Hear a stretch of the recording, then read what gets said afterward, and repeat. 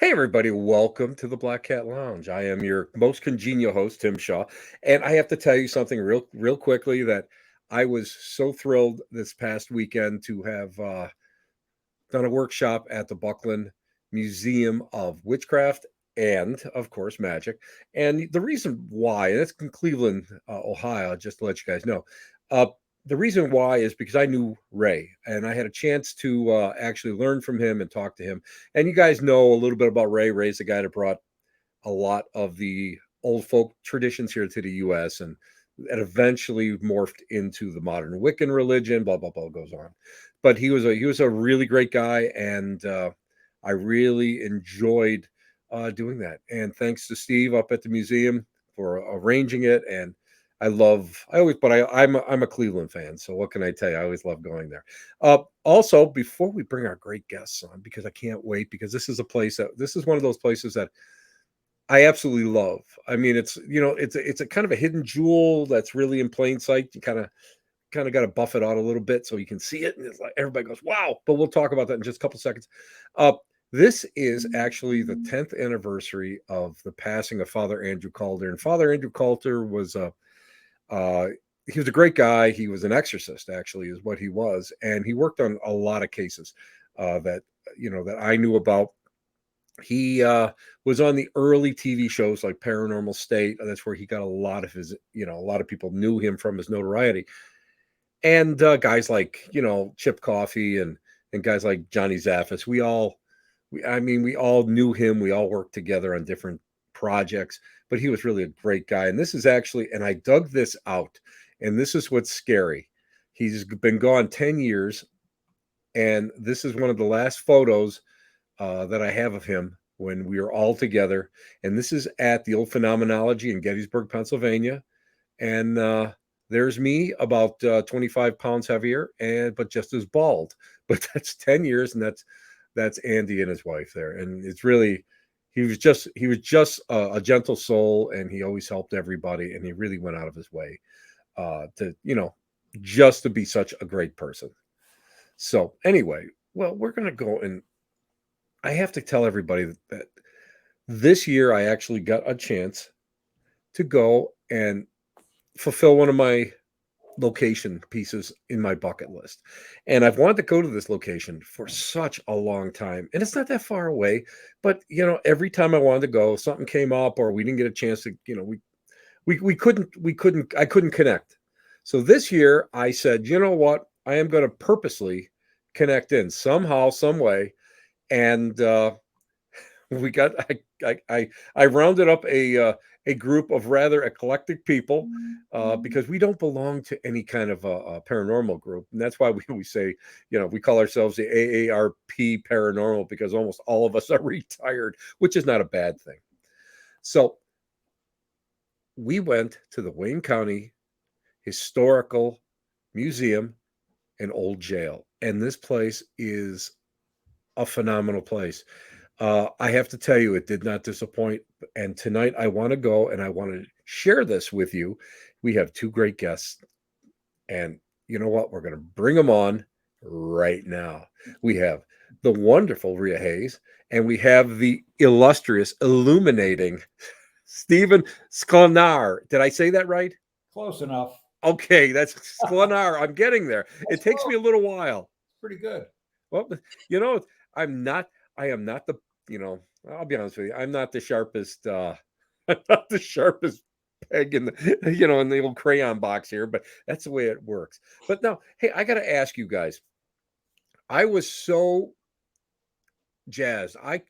I'll never forget. We drove up, and at first, you have it's like a regular home, and we'll talk about that. And I think I have a photo of it someplace. And we drove up, and then I saw a stone enclosure that was great. And when we got a chance to go in there, it was just a riot. It was just like, holy cow. And I'm gonna throw it right out there, right. I'm putting it right out there flat. Just let you guys know. I've been to Mansfield a couple times, Mansfield Reformatory, where they shot, of course, the Shawshank Redemption and a bunch of movies. But I mean, I've really taken the time to investigate that place. We were recently at West Virginia Penitentiary, where we spent the night, intentionally. Rhea, I know that you're like sitting there rolling your eyes going, the guy probably should have been locked up, but that's the way it works. Oh my gosh. But I have to tell you something. The old jail blows all these big places away. And the reason being is because you guys have such a sense of true love of history. So guys, I'm going to throw it out there. What was the purpose? Why did it have to be built? The reason why I'm asking this is because I like to put a nice little base on what we're talking about. So what was the purpose of the jail, and why did it have to be built? Take it away. Well, I'm not sure I understand your question. You know why it had to be built? Because well, it's all over the place, right? It's true. But let me ask you this when we start talking about this. When was it built? When did the actual actual building begin construction? And let's talk a little bit about the whys and how it was constructed. What was that something that was normal at the time? That type of construction, the stone cells and that sort of thing. Well, to understand that, you got to understand that. Let me back up a little bit and give you a little bit of Wayne County history. Wayne County was formed from Seneca County and Ontario County, and at the time, Ontario County was the mother of all the counties in Western New York, and everybody that was arrested for a crime in what is now Wayne County had to be held here for a little while before taken to Ontario County. And normally they'd just lock them in a house or a barn or someplace like that until they had a load, because by buggy, that's a long way to go to Canandaigua. So you don't just jump in a car and it's a half an hour drive from Lyons in a car, but not by buggy. So when we became a county in 1823, they had to scramble because they did have a house that they kept people in here, but they had to scramble and come up with a jail. And they built one right across from our motor vehicle office and the old courthouse in downtown Lyons. And it sat right in the park where there's a bandstand there now. And the court was upstairs, but the sheriff's office and jail was downstairs. And at the time, they only had grand jury twice a year. So if you have farmers that are coming from Ontario or Red Creek or someplace to serve on the grand jury, and your grand jurors can't get here, and because there's a terrible blizzard or there's a storm or it's the middle of harvest season or something like that, the poor people that were arrested and kept in that jail for the next grand jury, if they had to cancel it, were there for a full year before they even had to come up to trial. Wow. So the basement was in really bad shape, and that's where the dungeon was, they called it. And a lot of people had some very serious injuries, lifelong injuries, after spending a year in your basement. Because remember, back then, your basements weren't nice, dry, finished basements like they are now. They were stone and cobwebs and dampness and all that. It became so bad that, and remember, at the time, the construction, they were using just plain lime mortar. Right. That anybody could work some blocks out or some stone. So like one time they had 8 escapees in one night.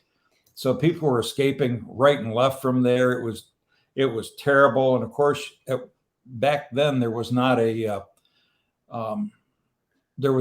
government agency which oversaw jails. They were more the churches and some humanitarian groups that visited jails and did studies, and it was terrible. It was terrible, the reports that came back. Of course, back then also, don't forget, Back then, you could be locked in for vagrancy. Mm-hmm. Could be locked in because you didn't have parents. They called it bastardly. You could be debtors were locked up back then. There was in a lot of serious crimes, you could be locked in the same cell with a murderer. You know, so um, eventually they came up with enough money, and the state finally figured it's time to do something about this place. It's such bad condition. So in 1853, there was a committee of men formed in Lyons to build a new jail and to secure property. And so they built the new jail, the one that we're in now, and the courthouse at the same time for about $44,000. So, and it was designed. This facility was actually modeled after the Hartford, Connecticut jail. Oh wait, oh really? You know what? I can't remember if the Hartford jail is there, but I do know that last time I was in that area, I did tour a facility. It may not have been the exact same jail that you're talking about, but it was old and it did remind me of it. Yeah, That makes sense. and ironically, the Hartford jail is modeled after the Auburn prison just down the road here.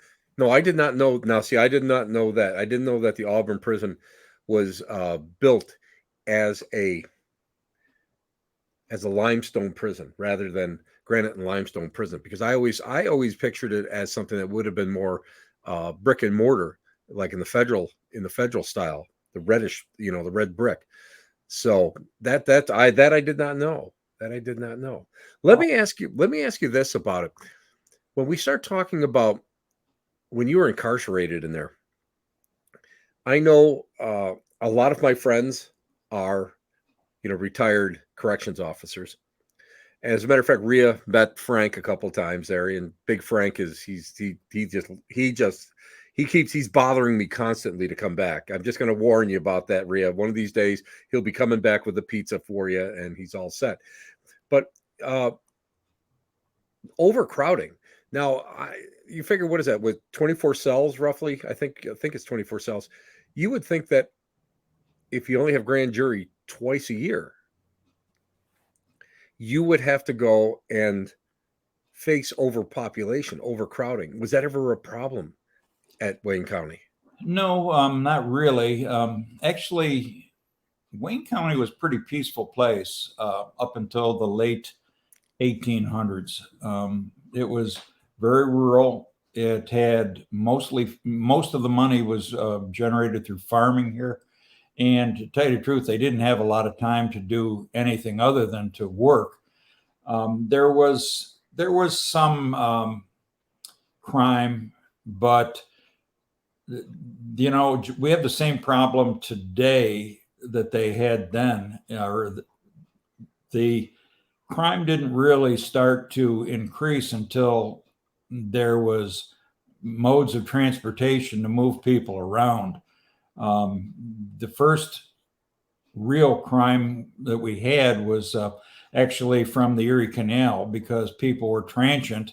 They were moving back and forth on the Erie Canal. And then later on, I don't know if you read some of the stories here. We had the electric trolley came from Rochester out this way. And now the criminals had a way to move from downtown or for a metropolitan area to a rural area where the poor farmers were kind of innocent and could prey upon them and then hurry back to Rochester, or they could start to move around. And today we have, of course, a very mobile society, and we have a lot of that out here. And you see it in you see it in the communities. The store owners don't live above their store anymore, and people want to stop and they jump in the car and run to the mall. And it's just the society is becoming very they're very similar. They're not just city versus country anymore. Now, let's talk about the conditions inside the jail. Now I have to now, I mean, compared to today, they were very, very primitive. Let's talk about, was there running water? Was there plumbing? Was there a cistern problem? Was there a problem with waste, getting rid of waste, or Talking about the buckets, aren't you? yeah, I'm talking about the buckets because Rhea made sure that when we were there, she really made a point to let us know about the buckets. Yeah, there was no running water here until around 1914.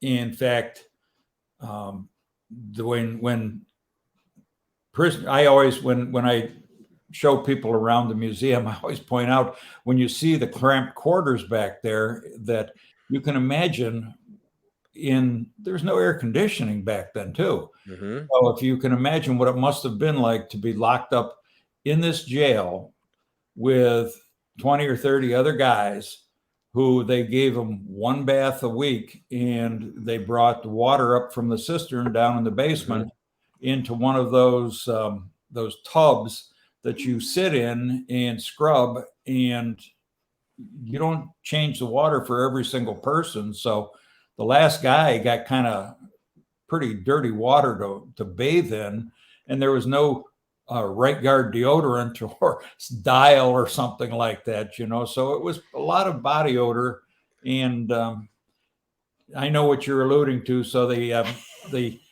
buckets, one of the best improvements that the prisoners appreciated was when they switched from the wooden buckets to the steel buckets, because if there's no running water in a cell and you're locked in a cell, and you saw how small those cells are, Right?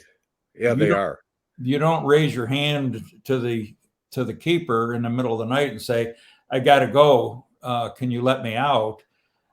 They've got a bucket there, and they would collect them every day, and the steel could be washed so that it didn't retain the odor.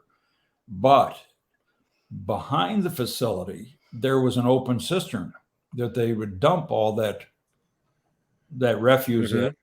And in fact, we had a sheriff die from typhoid from the disease that came from that. And then of course they just dumped it in the creek that went by. So somebody downstream was getting it. But that is normal. That, I hate to say it, but that's normal 19th century sanitation, because when we start looking at all the different communities, that was just the way it was. And even I have some friends that are Amish down in Randolph, and they take a bath once a week, and they bring their water in stainless steel buckets and heat it up, and the last person, of course, the youngest kid gets the worst of it. So that is just something that was really common. And as for people getting sick from it, yeah, that is very common too. Typhus, and I'm trying to think all the different diseases that usually came from having impure water. All the parasites and all that stuff really served to really make life miserable. The other thing that I was fascinated about was the fact that in the beginning, now see, I didn't know this, there was no consideration to gender, was there? I mean, it's sort of like, if you had women who were that were incarcerated there, they were kind of mixed in with general population, wasn't that in the beginning? Well, yes and no. We didn't have a lot of women locked up back then. Women, I don't know whether they were given the courtesy of not being arrested or what the story was, because there were some women that were incarcerated here. And if you saw, there's a room upstairs that has a door on it with a hole cut in it. One of the famous women here was incarcerated here. She's actually lived with the sheriff because the sheriff's family lived here, because there really wasn't a lot of facilities to put a young, pretty lady in the general population of the jail. And you saw how tight it is back there. Oh, very. So they would try to find other accommodations. And if you noticed on the cell block on the north side that there's a very low ceiling in there, that originally looked like the cell block on the south side, but around 1945 or so, they had to do something because we were starting to arrest more ladies. And we have a photo. I put up a photo of it right there. Yeah. So people can see that with the new ceiling that you guys had to put in, or that had to be put in at that time. That was right around 1945. They poured that, or it. That's how they segregated women, because Dorothy Busey and that they kept upstairs. So whereas on the south side, you saw how that cell block was. Right. That really wasn't too accommodating to ladies. No, and but people don't realize that, we talk about when we start looking at a historic site, we start looking at historic location or building. We're looking at it through 2022 eyes, but we're not looking at it through the time period's eyes. And a lot of times people make assumptions and judgments or about how barbaric it was. When we start thinking about all the other possibilities, and when you start looking at all these other places, and to be honest with you, if you start looking at, you start looking at going down some of those Quaker prisons down in Pennsylvania, they're getting tough. They were really bad, and they did not segregate that well. They had dormitories, but they still didn't segregate as well. So you guys were like way ahead of the time. I thought that was fascinating. Now I have to ask, when I was looking through this book, and again, I'm going to bring the book up. This is, if you guys want to read a fantastic book about the old Wayne County Jail, this is the book that you need to buy. I was really surprised at how some of the prisoners actually didn't think it was that bad, or they wrote like nice poetry about it. Is that something that was like common for them to do, or were those the anomalies that once in a while somebody really sat down and said, hey, maybe I did see, maybe I am seeing the error of my ways? Was that something that was, like commonplace? Well, I could tell you that a lot of people that when they're incarcerated for a long period of time, there's a very high percentage of them that they get religion, or they get to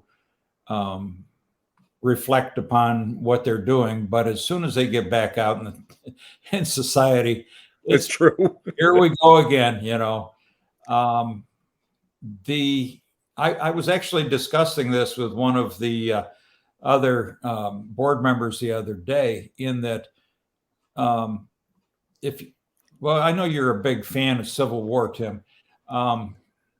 Did you ever read those letters home from some of those Civil War soldiers? And remember, this is a time when people were educated in a one-room schoolhouse with a minimal expense and not very high level of education either. If they went to 3rd, 4th, or 5th grade, they were doing well because they had to get back to the farm. But read those letters from those Civil War soldiers, and they were very eloquent. They were very articulate. They recited poetry. And maybe it's because society was a little bit slower paced back then, and you got to appreciate some of the classics.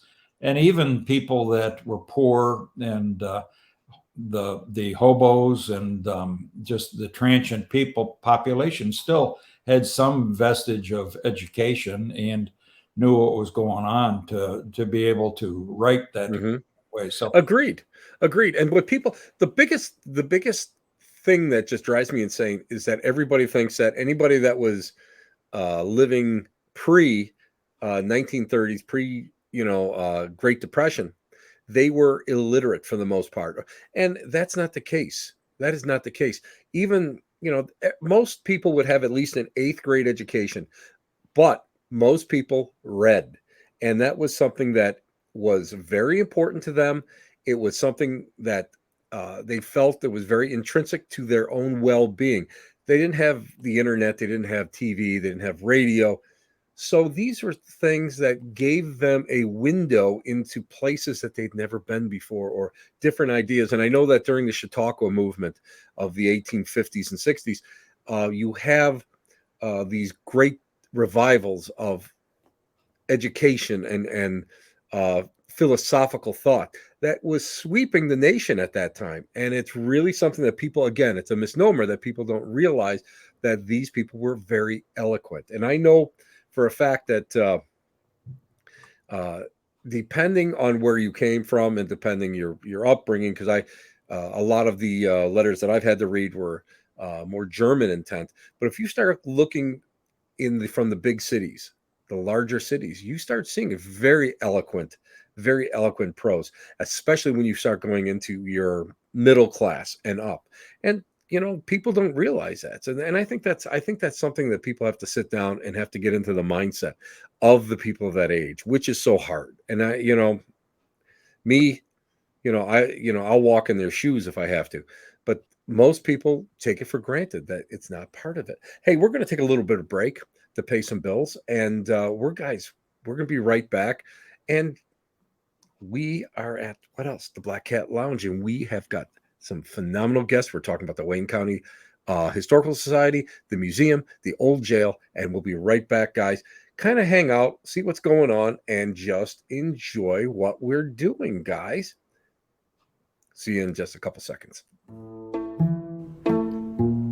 The Black Cat Lounge is sponsored by Paranormal Oddities and Venue, the little store with the big heart.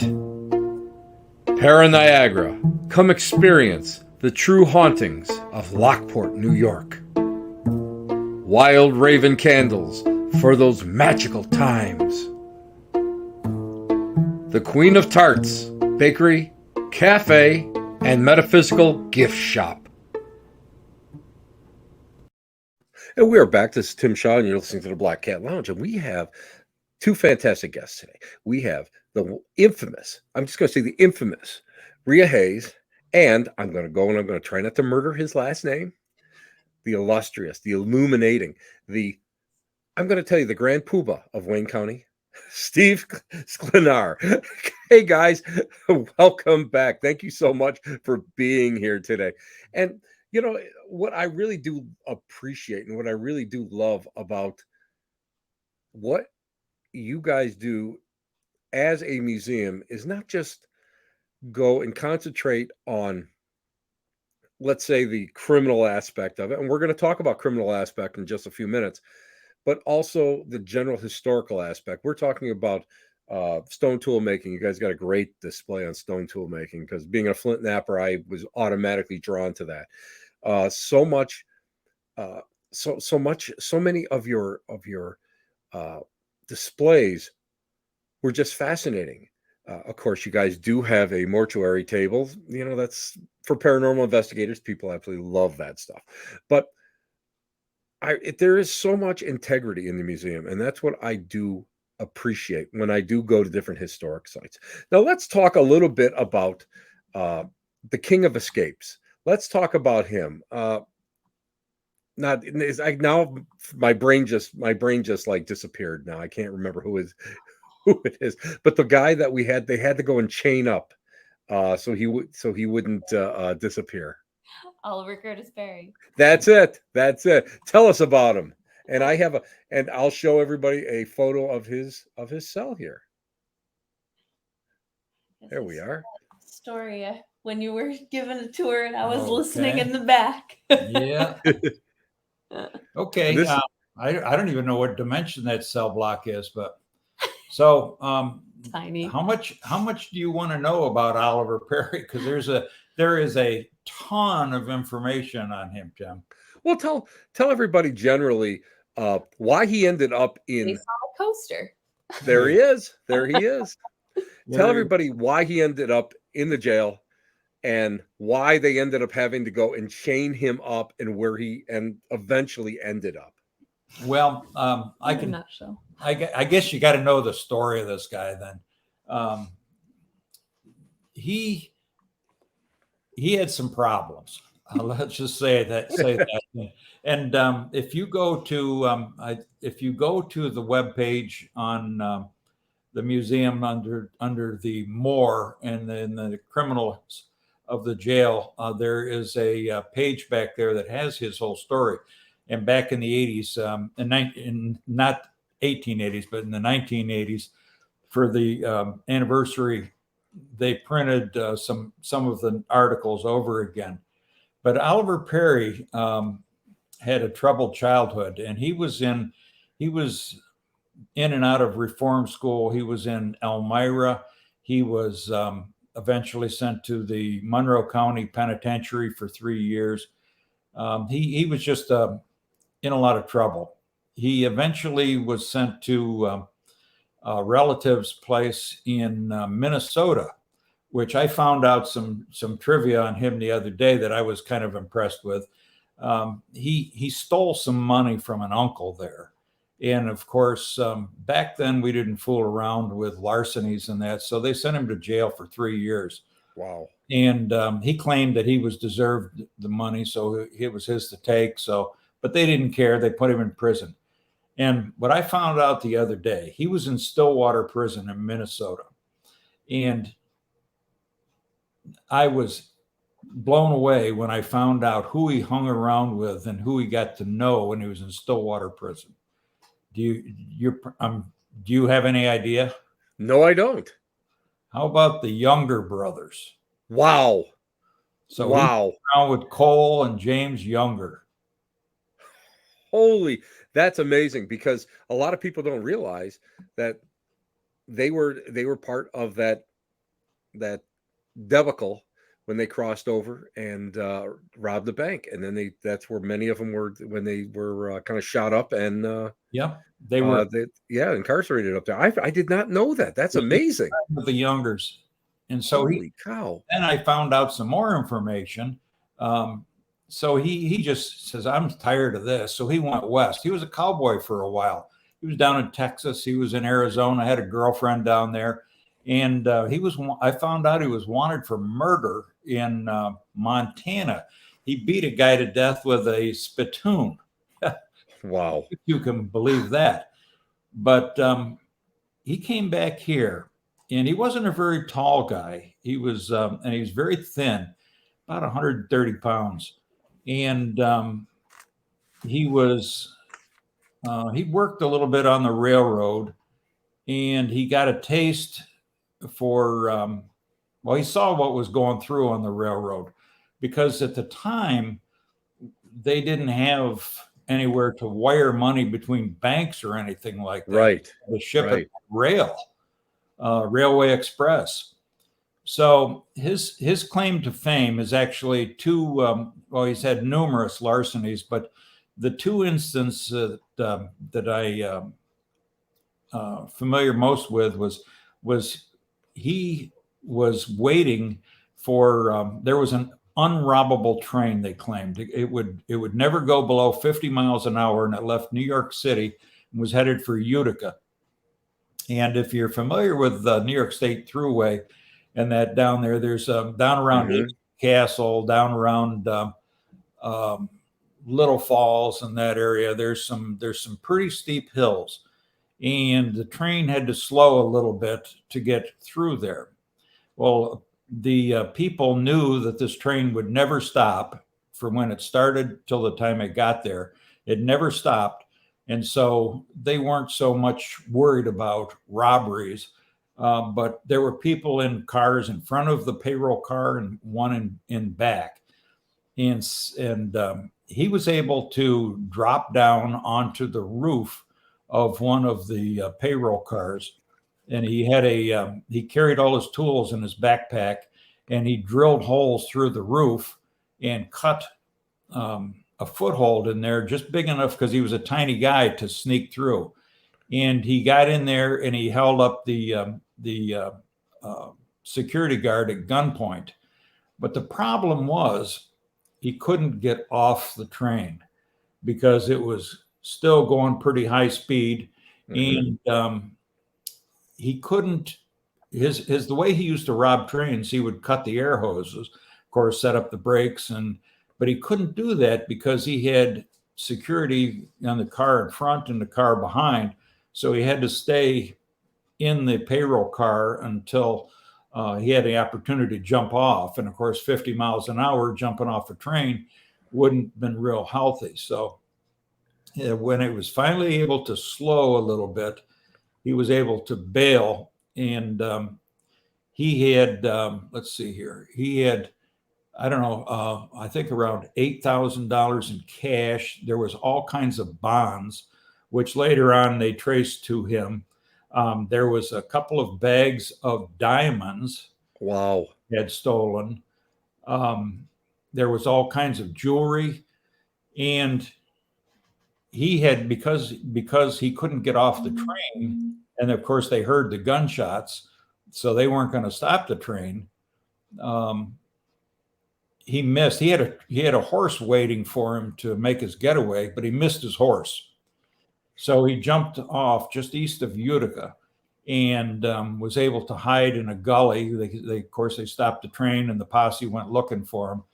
And he was able to bury his treasure in a log in a ravine near the railroad tracks, and then hightail it out of Dodge. Of course, the posse went looking for him, and this is the thing about this guy. This guy was so bold, so arrogant, that the posse caught up with him a day later, and he was sleeping alongside the road. We didn't have a lot of motels back there. So this would have been in 1892. So he was sleeping alongside a dirt road. And there was a farmer working in an adjacent field. And the posse stopped and talked to him. And I can't remember precisely what the quote was, but basically, what you see is what you get, So they asked him, "Did you see a guy that looked like this and this, and maybe headed this way? His name's Oliver Curtis Perry, and he robbed the train." And he said, "No," and he just didn't give him any information. So they took off. And of course, he's smart enough to figure out. They said it was a few, I guess, kilometers down the road. He could see them. They stopped, and he knew the jig was up. So he took off, and he low crawled through this. And of course, we didn't have combines back then. The farmers were cutting the corn with a scythe. And he low crawled through the corn up to near where the farmer was standing. In fact, he was in a gully next to the farmer when the posse came back, looked where he'd been sleeping, and finally they came out into the field and looked for Perry. Perry was in a gully right next to the farmer, and when the farmer was cutting the corn actually fell on top of him. So one of the members of the posse went to talk to his boss and turn around, and when he did, Perry snuck out and jumped into a shocks. Of course, the way you harvest corn back then, you would cut it, and then you would make like a teepee of corn so that it would dry.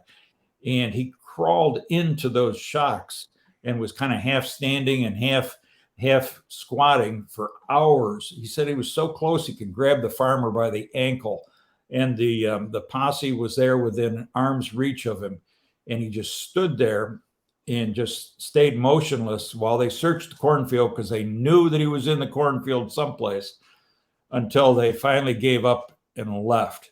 And then he took off. Then later on, this is like in February, I believe it was, he decided to rob another train, and he did so. And this time he didn't get off the train. He stayed on the train, and that was his mistake. They weren't going to stop it because the attendant had been shot so bad that they had to get him to the doctors, and the guy wanted to go to Buffalo, but they were stopping in Lyons where they could get to some medical care. he had shot him up around Weedsport. So when he came into Lyons, he got off the train, and he was a well-dressed guy. He walked right down to where the crowd was. Of course, they telegraphed ahead on the train that there'd been a robbery, so there was a large crowd waiting for him when he got to Lyons. And he walked up to the crowd and kind of like just see what was going on. And he didn't know that somebody that had worked with him previously was in the crowd. And he goes, "Hey, Oliver Perry, what are you doing here?" And he, of course, he didn't want to recognize who he was. The guy didn't know that he was the robber. So Perry didn't know that. So let's back up here a little bit. Perry always carried at least 4 guns on him. And they're not big guns. I don't know. You saw them when you were here. They're Right. tiny little guns. But he always carried at least 4 guns on him. And they said that he had absolutely no fear whatsoever. He would rob these undroppable trains, and he would just drop off of an overpass down onto the roof. And nobody else could do that. He'd hang by his toes along the ridge on the thing while he was cutting with a hand brace to drill holes in the roof.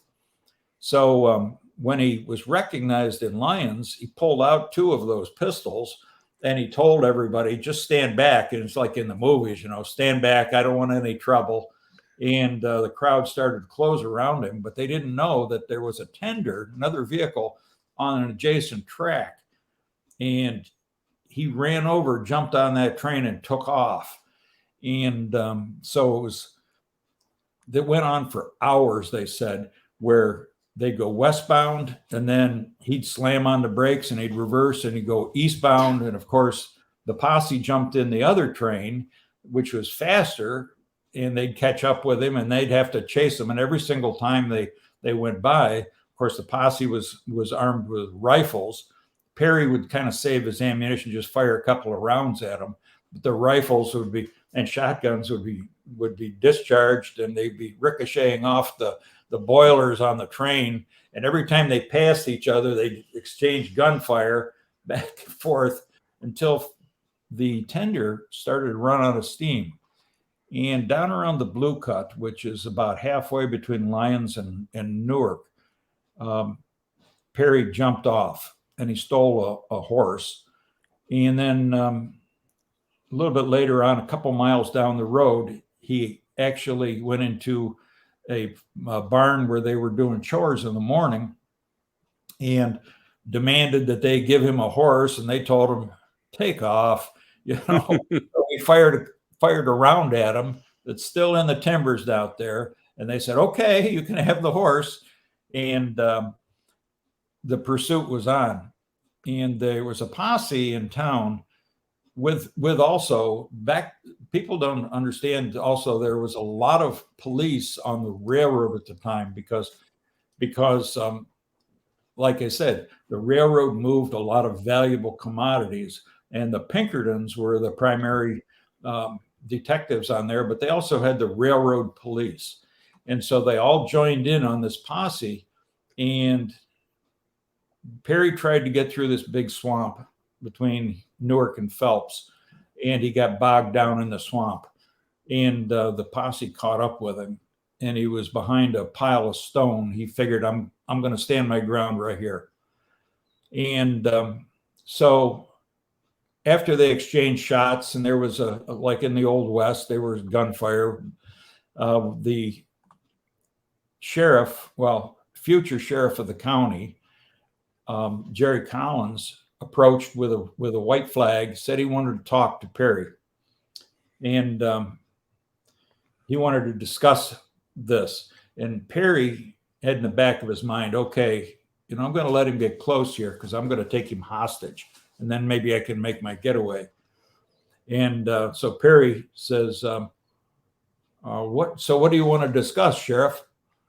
And he says, this. And Jerry had gotten close enough that he jumped onto Perry, and Perry was taken back. He didn't expect that. And he tried to get one of the revolvers out of his vest, but Jerry was able to overpower him. And bring him back to town. And he had tried to escape. He tried to escape when they locked him up here. His father actually came to visit him, and he passed a note with a kiss. He kissed his father, and when he did, he handed him a note, and on the note was a design for a key on how to make a key out of wood. And the father was a carpenter, and it was spotted by one of the jailers. So when the father went out, he of course approached him and demanded the letter, and they told Perry about it, and of course he was kind of indignant, and he was down on his father. He told everybody in the jail, he says, "See, this is what family will do to you. You know, you would think they'd stand up for their kids, but yeah, and it didn't go over very well." But that was the plan for the sheriff, to kind of split the two of them up a little bit. The father actually would have tried to help him break out. So they weren't fooling around. They took him down to they brought a blacksmith in, and I don't know if you saw the leg irons that were in the jail. Oh, yes. Yes. They had an 8-inch chain between them, and they didn't, a lot of times a leg iron would have a padlock on them. They were heavy steel bars, and they would wrap them around your leg. And they weren't fooling around with Perry, because they knew his reputation as an escape artist, and that they brought this blacksmith in, and they actually riveted him onto his ankles. Wow. With a chain connecting his legs, a heavy logging chain between his ankles so that he couldn't walk. Now, there's 2 cells up there. I'm not sure exactly which cell it was, but the reports say they took everybody out of the jail and put them on the east ends of the cell block, and put Perry in the west end, and they chained him to the wall, and they said, "We'll give you a fresh bed." So they took the tick, which was actually just the cloth cover, and stuffed it with some more straw and let him sleep on the floor. And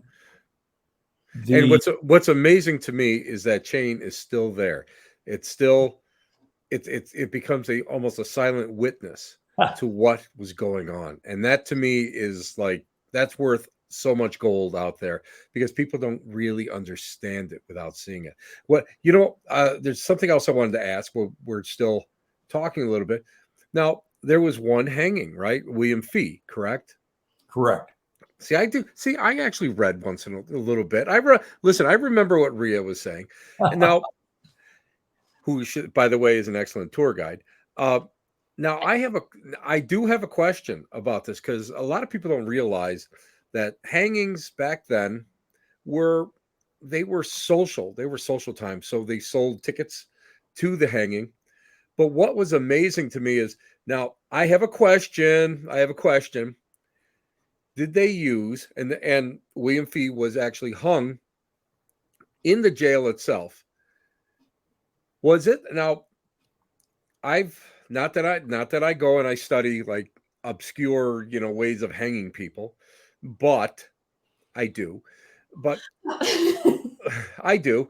But it was, correct me if I'm wrong, because when I saw the pulley system on there, that was a hanging jib, was it not?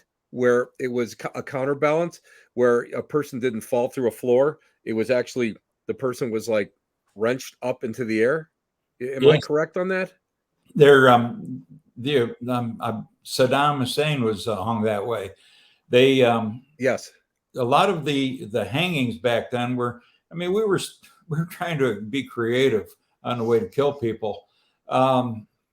They had some in Seneca County where they actually, if you didn't get the weight right, they actually the head would come off. Right, and that's what happened to one of Saddam's henchmen. Yes, as a matter of fact, yeah, I remember reading that. And we have a photo of what's left of the actual jib itself, and you can see the pulley system up on top there, which is amazing to me. And the only reason why I knew this is because they have a similar one at the Holland Land office, which fascinated me.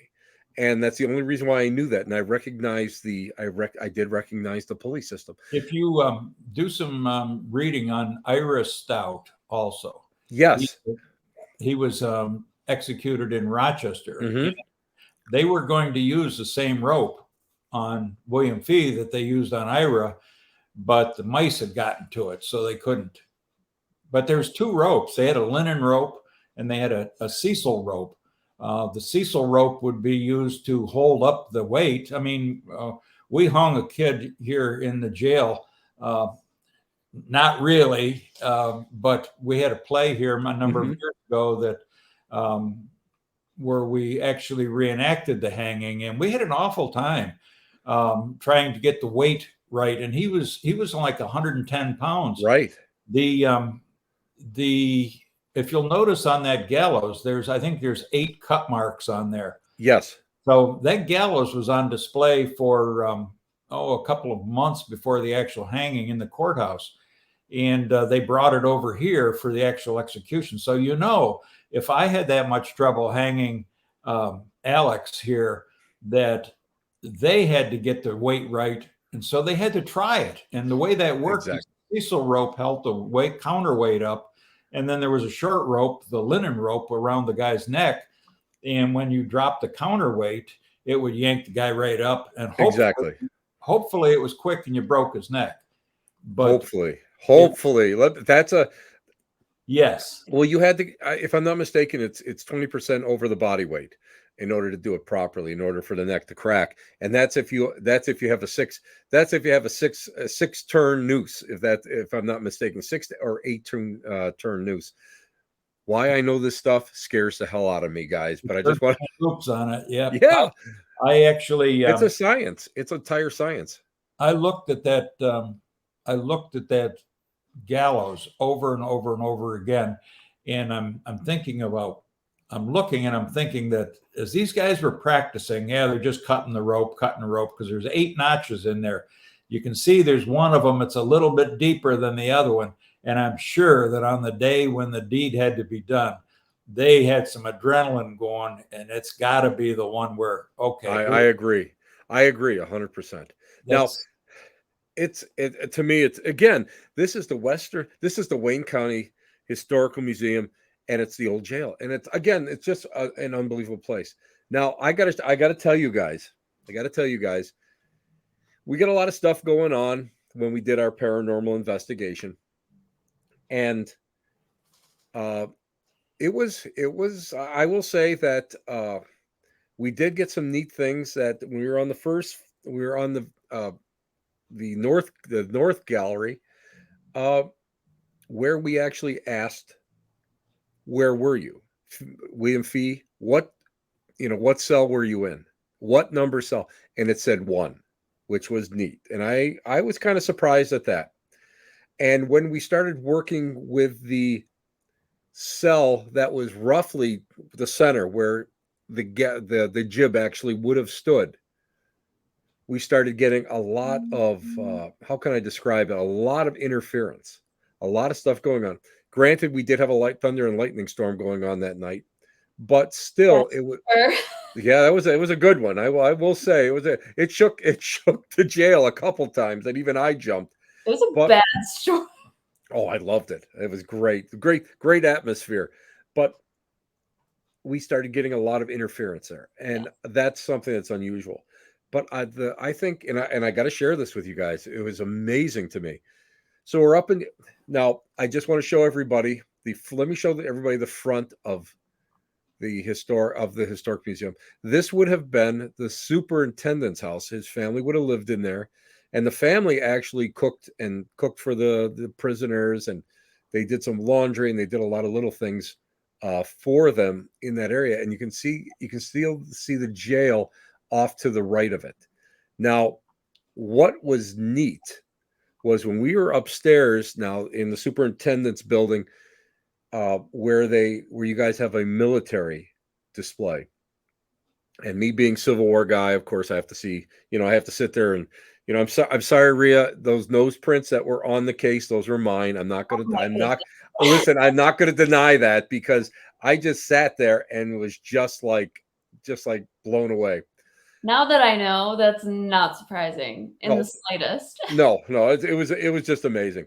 But I have to tell you this, it was funny because we were just doing just little EVP session, little recordings, and I was using a what they call a one blaster, a recorder that only records one, let's say one recording, one segment. And when I saw that, I said, well, you know what? Maybe there might be something kind of attached because, like I've told you guys, I have a rather eclectic collection on the other side of the wall here, and I thought, I love to be able to go and just kind of poke it a little bit to see what I can get. So the very first question I asked was, were you there at the Grand Review, meaning the Grand Review in Washington D.C. in 1865? Immediately, I got the clearest yes I have ever gotten in my life. And I said, okay, that's great. And then I went and then I asked, I'm going to go and I think I'm going to go and I'm going to just kind of narrow it down. Were you at the encampment in 1897 in Buffalo, New York, which I collect memorabilia from? It said, yes, I was. Clear. Those are the two clearest responses I have gotten anywhere. So, of course, me being me and loving the history, I buy this book. Which, by the way, Steve is a contributor to this book. But I buy this book, and what do I find? Two of the sheriffs were Civil War veterans. So now it really makes it even more poignant to me because next time I come out and we do the investigation, I know a little bit of the background. I know the people who actually lived in that house. And now I can go and we can work a little bit further. But guys, I got to ask you now, as an investigator, I'm kind of wandering around, and just blown away by everything. Have you guys had anything like, and I'll just say, because I'm not going to say haunted, because that haunted is a cheesy word, unusual that you guys would share with the peanut gallery here? Is there anything that like you kind of went and saw? Well, you guys can say, well, it's kind of shocking. Me, it's like, every day to me lately living in this house. But what is it that is there anything that really stood out? Do you have anything? No. No, I don't notice things like that. I'm just kind of like, I've seen so much that I don't get surprised. Well, no, you're like me, Steve, because I walk through these things. Something has to. I always kid that something has to come out and kick me in the rear end for me to like be shocked. There you go. That's the way I am because I've been doing this so long.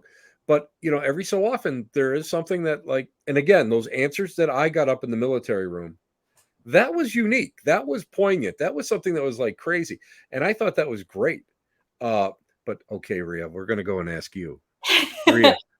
You already know. Rhea, tell everybody. I want you to share with everybody because this place, I just want to let everybody know that this is a great location and all monies go right to it.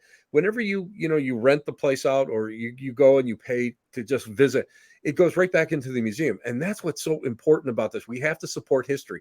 And people don't realize that, history is expensive in order to keep up roofs, to keep up, paint, to keep everything, alive.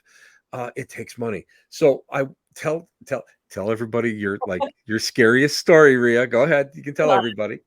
Well, before even saying that, I'm just going to also say a side note that to the peanut gallery that might be watching, to validate Tim in saying that you're obsessed with the experiences that you had here, you're absolutely correct in saying that. You showed up here at 6 p.m. for the investigation that you guys were going to do with your AARP group. And literally didn't start until like 9:30, 10 o'clock. because you were exploring. Well, no, I mean, let's put it this way. First of all, I'm a true believer in acclimating. Mm-hmm. Uh, as a spiritualist, as that's my religion, and as a follower and and studying somebody that researched spiritualism and a follower of the Fox sisters and all that, I have found that you get your best, I would say your absolute best interaction is when you go there and just allow yourself to be in that atmosphere. And just, you know, the worst thing in the world is to run in there and turn on 1,001 meters and everything's going beep, beep, beep, beep, beep, beep, and you don't get anything. You're not going to get anything. So go there. And that's why we like, we sit there, we talk. We love that you guys gave us what a phenomenal tour. I loved every minute. Of course, me. I love every minute of it, but it gave us such a great understanding. So, and it was pouring out there. There was no doubt about it. I had a lightning detector on that was just like constantly beeping. So, we had a couple obstacles, but it wasn't, what location doesn't have obstacles. So, but guys, support this museum because it's just phenomenal. But Rhea, tell everybody Yes. about your story. Suspense is over. Well, Tim, you don't even know about this one yet. So, oh, excellent. Yeah, this actually happened the night that you guys were here. And I didn't tell you about this because I was like kind of processing it as it was happening. So, when you guys were here, and this was at the end of the night, and you guys were all taking everything down, and you were in the gift shop with me. We were discussing, and one of your group members, one of the women, I can't remember her name, but the three of us were in the gift shop area talking. And I was standing behind the counter and I was talking with both of you and kind of like looking back and forth. And we were just having a discussion about how the night had been going. And we were kind of talking about how the energy was at that point in the night. And you were even saying like, we're going to set up and then I'm going to wait for you to make sure we're Right. all good, and we're going to all leave together. And that's how it's going to go. Like, that's how it's going to go. We don't leave anybody behind. Yeah. We learned that a long time ago. We're going to wait for the last person to leave. That's the least that we can do because of the great hospitality that you guys showed us. Which was wonderful. But it was really surreal. I was looking at you having that conversation and then looking at her, and I back and forth. And at one point I looked over at her, and directly over her shoulder in the other room, clear as day, silhouette of another person who was not actually there.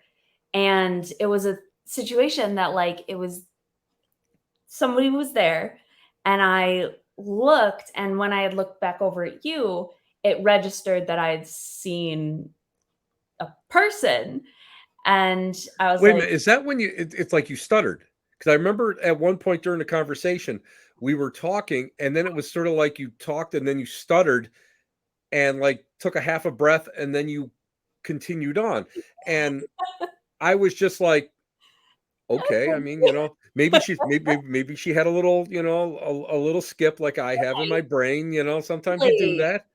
Yeah. Because it happened and I looked and I had a like all question mark, and I looked back over, and of course not actually there. But it was a situation where I'm like, the lights were on, Right. no like shadow situation. Mm-hmm.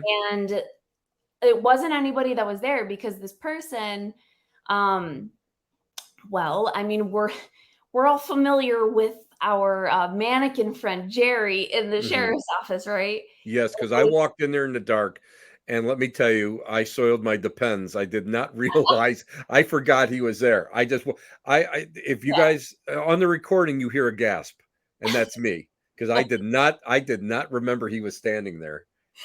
Oh goodness. Well, the worst is whenever we have to move him for events and he gets picked up and put somewhere where he's not usually.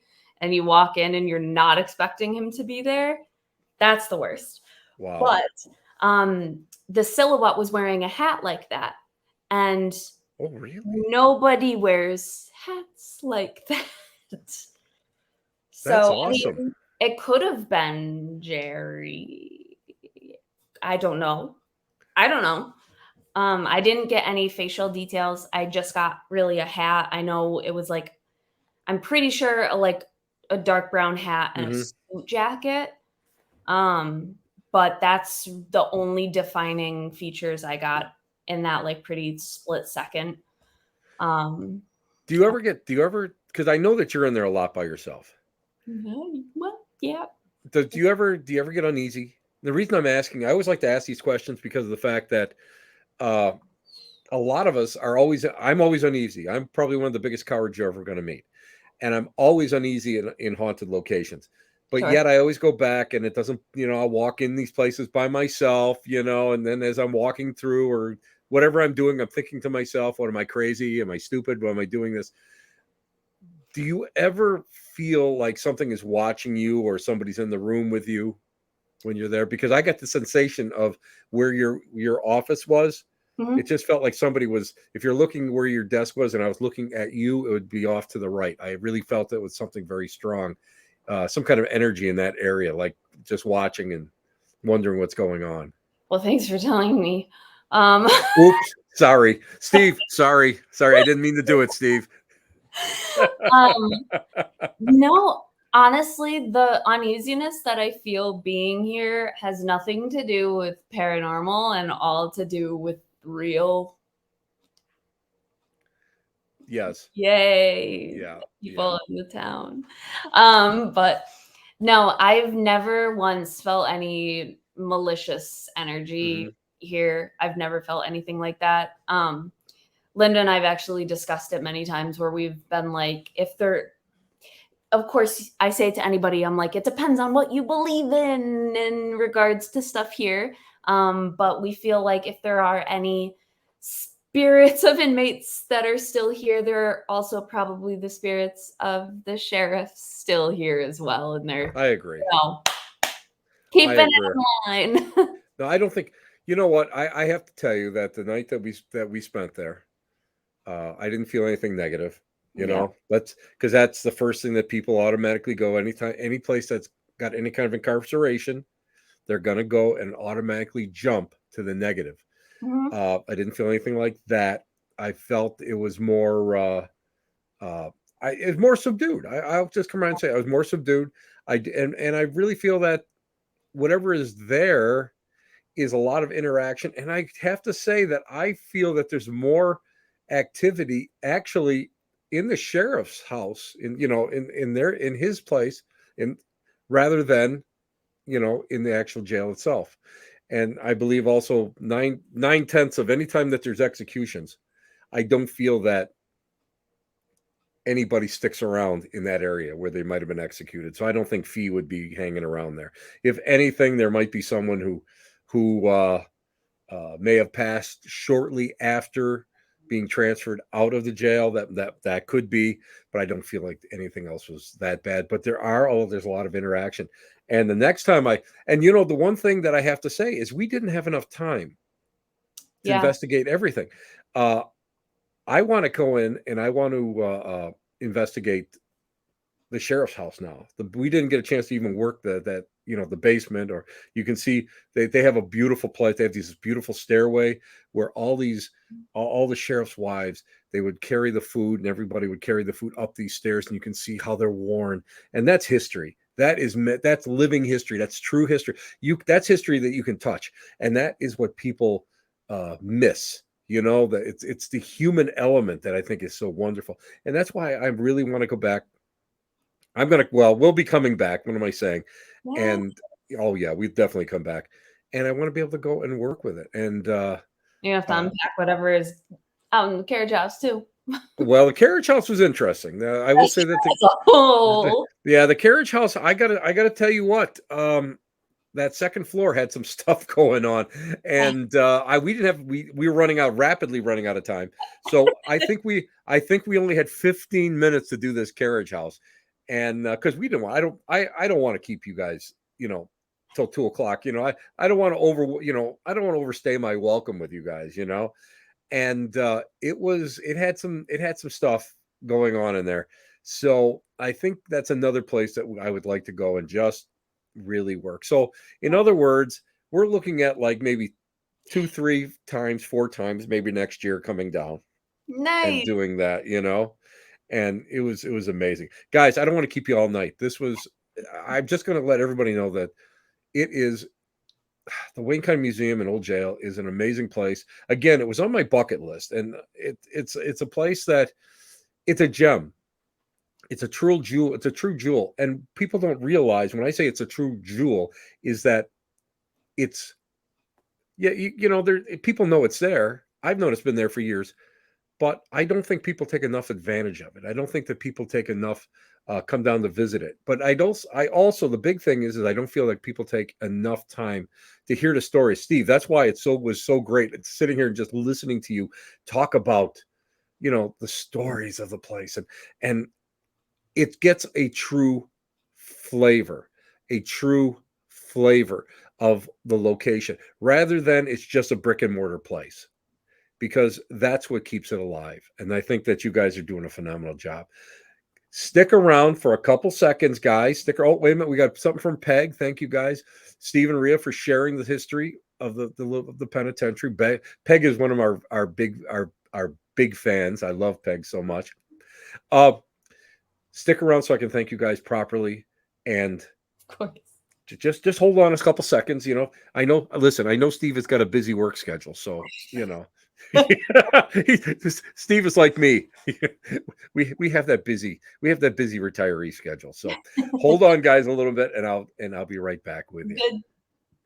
Guys, thank you so much. And I love the Wayne County Historical Museum. I'm just going to tell you right now, it's worthwhile. Even if you don't do an investigation there, please go there and just visit it, because it is an unusual place. It is a place that you really should really immerse yourself in history. And if you're a history buff like me, it's phenomenal. You just walk through there and I can't help it. I just love the architecture. I love every square inch of this place. I think it's just phenomenal. So anyway, guys, listen, just let you guys know that let's just kind of, again, let's just send some prayers, vibrations, whatever you want to call them, out into the universe. Let's try to get a little bit more peace out there, not only for the world, but also in our own lives. All we have to do is, if we so believe this, it'll happen. If we so pray for it, it will happen. So guys, this is Tim Shaw. You're at the Black Cat Lounge. You're at the place where the elite meet, next to the dumpster transfer station, of course. We're going to see you next week, Tuesday. Ciao, babies. I love each and every one of you. I love everything that we did tonight. And this was a phenomenal place. So, guys, take care. See you next week. Bye-bye.